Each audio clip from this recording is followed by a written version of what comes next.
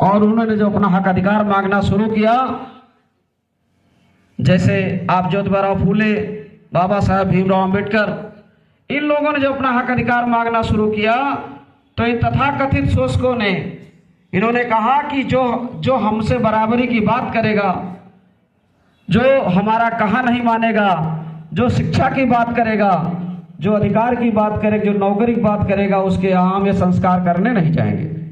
उसके यहाँ हम श्राद्ध करने नहीं जाएंगे, उसके यहाँ विवाह करने नहीं जाएंगे और उसके यहाँ कोई भी कर्मकांड नहीं करने जाएंगे। एक बहुत बड़ी दुविधा की स्थिति आई और उस दुविधा की स्थिति में ज्योतिबा फूले ने सत्यशोधक समाज स्थापित कर सत्यशोधक विवाह की परंपरा शुरू की। आपने फिल्म में देखा होगा, अगर आपने सावित्रीबाई फूले, ज्योतिबा फूले फिल्म देखी हो तो आपने देखा होगा कि पहली बार ज्योतिबा फूले ने और सावित्रीबाई फूले ने सत्यशोधक विवाह कराया बिना किसी ब्राह्मण के, बिना किसी पुरोहित के। इसलिए कराया कि अगर उनकी व्यवस्था को चैलेंज करना है तो फिर उन पर निर्भर रहना हमें नहीं है। फिर यही काम पेरियार ने किया आम सम्मान आंदोलन में, और यही काम उत्तर भारत में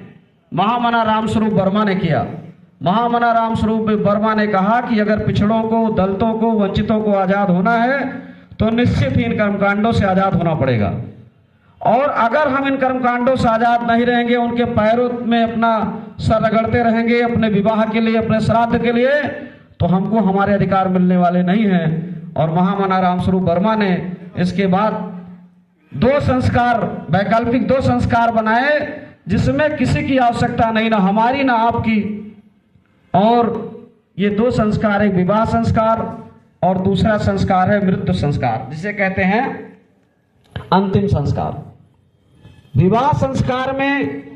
प्रतिज्ञापन के द्वारा शादी होती है। वर वधू को सबके समक्ष संकल्प लेकर स्वीकार करता है, पढ़कर, बोलकर, और वो रिकॉर्ड होता है, कैमरे के सामने होता है, लोगों के सामने बोलकर स्वीकार होता है।